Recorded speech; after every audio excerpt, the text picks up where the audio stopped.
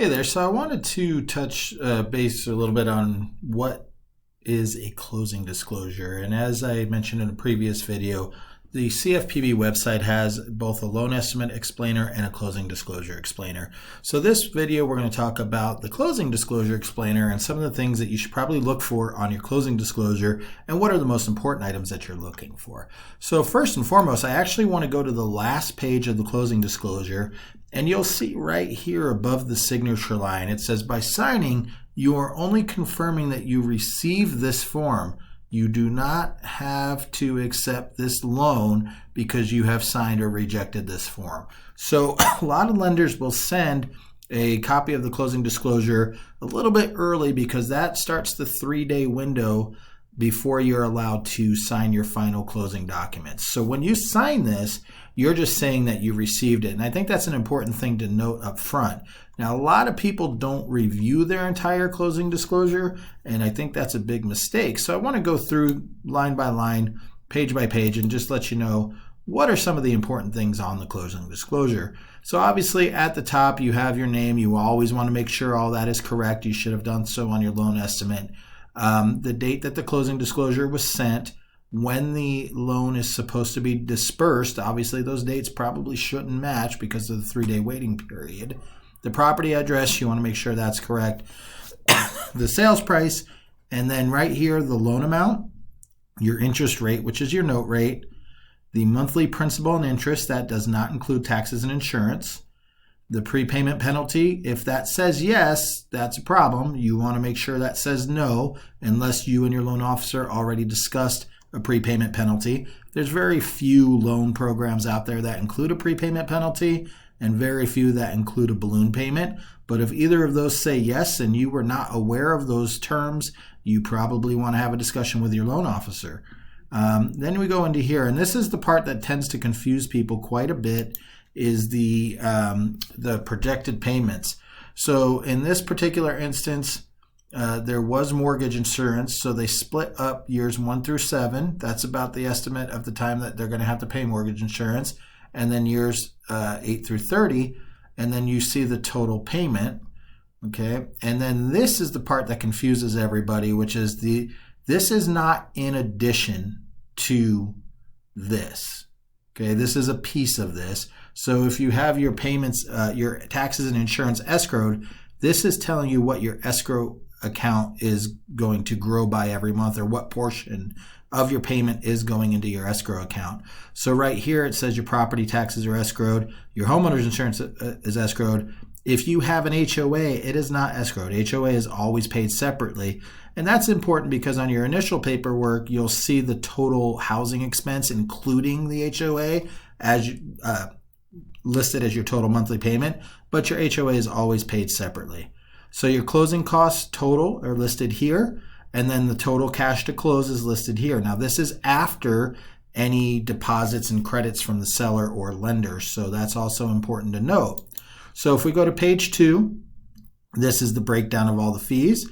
So this one had a $1,097 underwriting fee, an application fee, and then they paid some discount points here, it looks like. Yeah, so it looks like a 1/4 point in discount points, and that is those the lender costs. Now these are zero tolerance fees, so if this underwriting fee was disclosed at $900 on the loan estimate and now it's being disclosed as $1,097, the lender has to credit you the difference. Appraisal fee, credit report fee, and things of that nature are all listed here. Now there's 3 columns here. There's the borrower paid. These are things that you're going to have to pay at closing. Seller paid. This is any credits from the seller being applied to specific items, and things that have already been paid. So if you were told that you had to pay your appraisal fee up front, that's where that goes. Okay, so this is the total loan cost according to this. And then your other costs, which are part of your closing costs, but not necessarily listed as closing costs, are listed in the next section. So you have your title, your mortgage insurance premium, your property taxes that you have to prepay. Remember, you have to prepay interest. So if you close on a loan in April, your first payment's not going to be due until June 1st, but interest starts accruing immediately. So they calculate the daily interest times the number of days left in the month from the time you close, and that's prepaid up front. Your first year of homeowners insurance is always paid up front. And then this is the buffer for your escrow account. So if you only have 10 payments due before your insurance comes due again, then they're going to collect 2 months. If you only have 10 payments due before your 12 months of taxes are due again, or 6 months, depending on how your state does it, that's going to be collected just to make sure they have enough to pay that when it comes due. Any kind of HOA fees are included here. HOAs sometimes have a capital contribution fee for new buyers. They have fees for giving us the information we need. They have transfer fees from transferring ownership of the home. Real estate commissions are also listed here, whether they're paid by the buyer or seller, typically by the seller, but sometimes they could be paid by the buyer. And then also if the seller is offering a home warranty, that's listed here. Or any split information or any split fees will be split. So this was a $1,500 fee split between the buyer and the seller, $750 each there. All right, and then page 3, this gives you your total cost versus the loan estimate. So this shows you what the costs were versus the loan estimate. It shows how much you need to put down, shows your deposit, and then if there's any seller credits. And this is basically a comparison versus the loan estimate. So you can see if there's any major difference, you want to go back and look at the loan estimate versus and the closing disclosure side by side to make sure that everything matches up the way it's supposed to.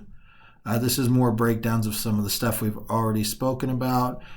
Credits will be here. So a lot of times, since taxes in most counties are paid in arrears, you'll get credited back some of the property taxes for the time that you didn't own the home.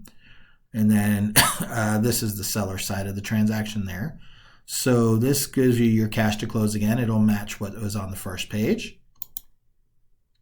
Okay. This is just some general information about the loan.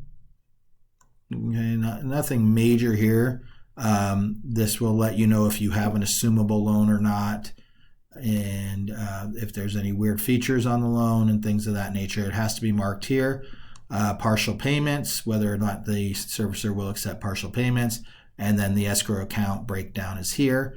And then this is interesting information on the last page. So it tells you how much you're going to pay in total payments if you just make your payment on time for 30 years. How much of that is going to be interest? How much did you finance? So for a $162,000 loan, you're financing $285,000. The APR, which is, again, that is the note rate and the fees expressed as a percentage to make it easier for you to shop for your loan, and the total percentage of your loan and interest that you're going to pay. Now, this looks very high, but also remember that interest on rent is always 100%. And then this is the contact information for the lender, the lender's name, and then this again is where you sign. So that's the closing disclosure in a nutshell. I hope that's useful information for you. If you have any questions regarding your closing disclosures or qualifying for a home loan, please feel free to reach out to me. Thanks.